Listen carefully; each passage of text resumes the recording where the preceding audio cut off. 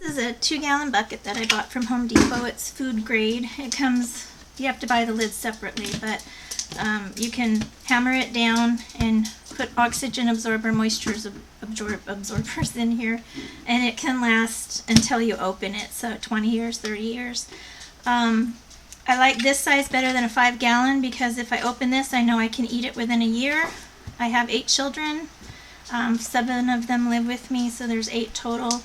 And I know I can eat this whole thing within a year. If I used a 5-gallon bucket, I would worry because it could start to go bad before I could get to it. So these are already dehydrated. I have a piece of plastic on top just to keep moisture out as much as possible until I fill it up. These are green beans, frozen green beans. So they're very, very, very easy to do, and they're much cheaper than buying it from a company in a bucket, a box, or number 10 cans. And I'll show you how to do that. So let me put this back over and push this out of the way. So I just have green beans from Walmart. These are 88 cents a bag. I usually use my 2 Excalibur dehydrators, and they dehydrate within 24 hours. You heard the beans just a minute ago. They are very crispy, hard, crackly. That's what you want. You want to dry them until they're crisp. So when you snap them, they actually snap. They don't bend. You have the leathery stage where they bend, and any vegetable or fruit bends. Or you have the crisp stage where you bend it and it snaps, and that's what you're looking for almost everything that you dehydrate, especially if you want it to be long term. So here's my green beans, and all I do is I cut them open, and this is so simple. If I had my dehydrator out here right now, I have it in the back room, I just put these on the trays and put them in the dehydrator and let it go. But I'm going to show you how to do it in an oven in case you don't have a dehydrator or can't afford to buy a dehydrator. I have done this so many times with my family. And you just fill up a cookie sheet tray with fruit, vegetables, whatever you like. You want to break up these clumps, otherwise by the time they're done dehydrating, they're kind of glued together. So it's always better, and it takes longer for them to dry when they're kind of glued together. So if you see any that are stuck together, you want to break them apart. And as you can see, I'm not leaving them like out in the middle of nowhere and with lots of space around. You don't have to do that because as they shrink, they create their own space, and you can get more done per tray this way with the same amount of energy used in your oven. So I kind of shove them around. I can get usually 3 bags per tray.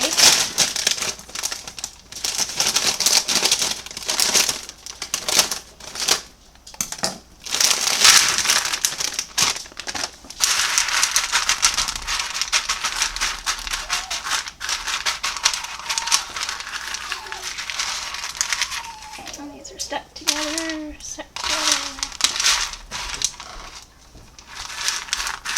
Okay, so the next step is to just stick them in the oven, and I'll show you how to do that. Okay, so we're over at the oven. You want the oven temperature at 170 or as low as you can possibly get it. Most ovens go down to 170. 170 is about the highest a dehydrator will go. So you're on the high end of a dehydrator. These will slowly dehydrate, and once they're about halfway through, you have to start watching them because they dehydrate so much faster, that second half, that they can actually scorch or turn brown. It does flavor them. They're not, you can still use them, especially in something like chili or, you know, bean soup, something like that. But you want to try and prevent that if you can. When you put them in the oven, you have to leave the oven door ajar, and I'll show you how to do that. That allows the moisture to come out. It lets some of the heat come out, so you might be at like 155, 160, which is pretty much ideal for dehydrating frozen vegetables. So you basically just stick it in the oven I already have one tray in here. It's now thawed and it's starting to dry out. And my oven is messy. You're seeing reality. So what we do is we take a hot pad, we fold it in half again, so you have fourths. Okay? You close your oven just a little bit there, and you stick it in there. And what you have is this big gap in here. And you can feel the heat, and I can actually feel moisture from that lower tray coming out. And you just leave it in there. In about 2 hours, you go in there and you shake it a little bit. So if they're starting to get stuck onto your tray, this one here, I'll show you. Just bring it out, shake it a little bit. You do that every couple hours, like every 2 hours. These will probably dehydrate within 6 to 7 hours and become crisp. So I'll start doing this. That's a good piece. I'll start doing this in about an hour. You can also come in and just go like this. However you want to do it is fine. You're just moving them around so more surface is exposed and can dehydrate.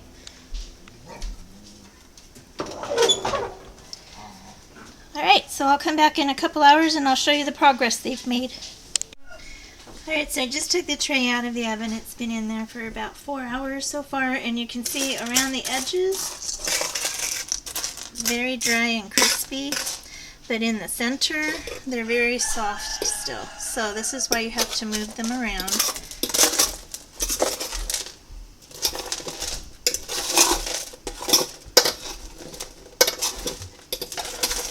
I don't like to take them off until the entire tray is completely dry, because sometimes, even though they look dry on the edges, they're still just a little bit soft inside. So I just let them keep going. Doesn't hurt it in any way.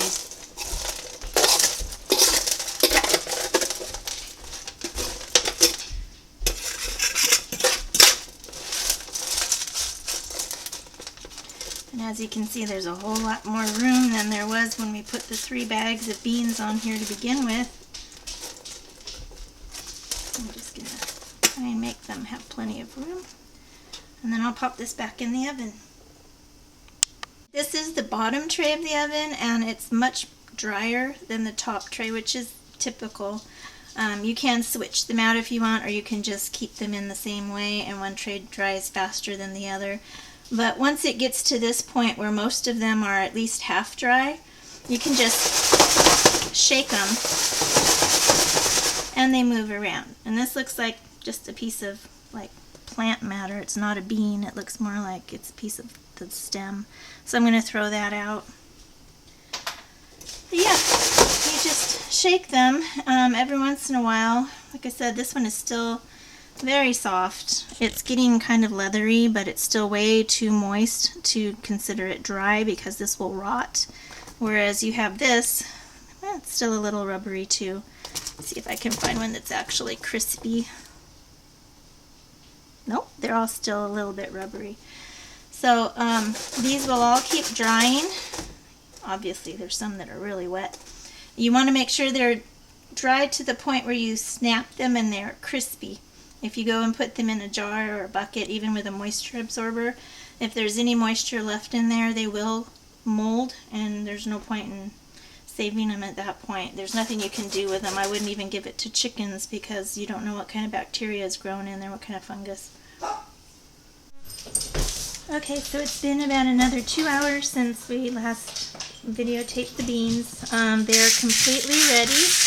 You can hear them, and when you pick one up, it snaps. You can hear it. They just crumble. And this is exactly what you want. So out of 3 bags of frozen beans, this is how much you end up with. This is less than a quart. So I'll add this to my 2-gallon bucket, and I just keep doing this constantly. So I have corn, green beans, peppers and onions that are frozen, hash browns, potato shreds, pretty much any kind of vegetable you can get in the frozen vegetable section you can dehydrate in your oven if you don't have a regular dehydrator.